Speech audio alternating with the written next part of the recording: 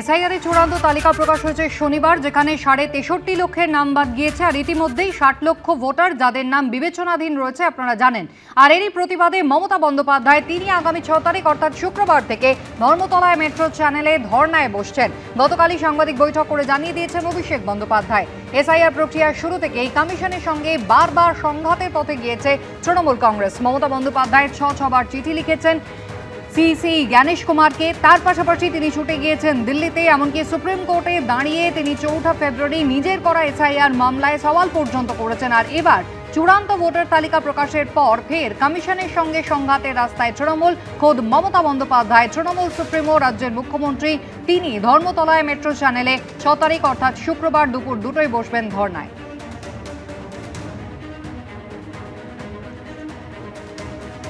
6 তারিখ মেট্রো চ্যানেলে মমতা বন্দ্যোপাধ্যায় নিজে এই নিয়ে প্রতিবাদ কর্মসূচি নিয়েছে। তিনি অবস্থান বিক্ষোভ এবং ধর্নায় দুপুর 2টো থেকে নিজে বসবেন। তারপরে পরবর্তী কর্মসূচি তিনি অ্যানাউন্স করবেন। সেখানে দলের সর্বস্তরের প্রতিনিধি, কলকাতার আশেপাশে পার্শ্ববর্তী জেলায় যারা রয়েছেন তারা আসবেন নিজের এলাকা সামলে, এবং পরবর্তী দলের কর্মসূচি 6 তারিখ সেখান থেকে মমতা বন্দ্যোপাধ্যায় নিজে ঘোষণা করবেন।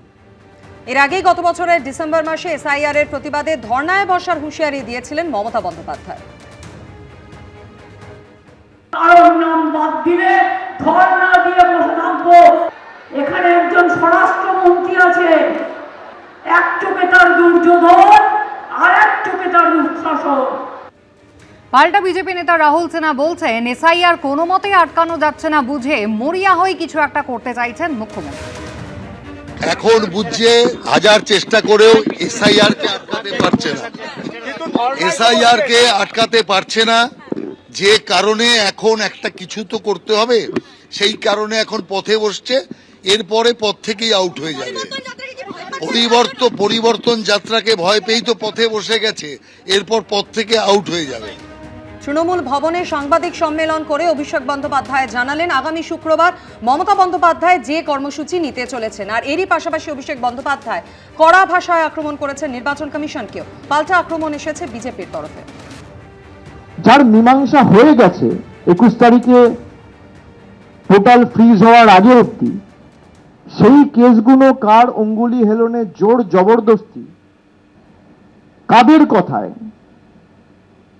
কাদের অঙ্গুলি হেলনে, কাদের চাপে, কাদের বশ্যতা স্বীকার করে আপনি আন্ডার অ্যাডজুডিকেশনে ঢোকালেন। এই কারণে এসআইআরকে আমরা বলেছিলাম সাইলেন্ট ইনভিজিবল রিগিং, চুপি চুপি ভোটের কারচুপি। নাম থাকার পরেও, ম্যাপিং হয়ে যাওয়ার পরেও যদি আপনি ডিলিট করেন, প্রকাশ্যেও আনবো, সুপ্রিম কোর্টেও জমা দেবো। ওয়ার্ন করে দিয়ে গেলাম আজকে। পালানোর পথ খুঁজে পাবেন না। আপনাকে যদি এক্সপোজ না করতে পারি আমি রাজনীতি করব না। রাজনৈতিকভাবে ভারতীয় জনতা পার্টি এবং পশ্চিমবঙ্গের মানুষ তৃণমূল কংগ্রেসকে হারাবে, সেই পরিস্থিতি তৈরি হয়েছে। সুপ্রিম কোর্টে এসআইআর সংক্রান্ত প্রথম আবেদনের পর প্রথম যে নির্দেশনামা বেরিয়েছিল, এই অভিষেক বন্দ্যোপাধ্যায় বলেছিলেন যে কোর্টে হারিয়েছে এবং ভোটেও হারাবো। এখন সেই আস্ফালন কোথায়? এখন পরাজিতের হতাশা কেন আমরা দেখছি?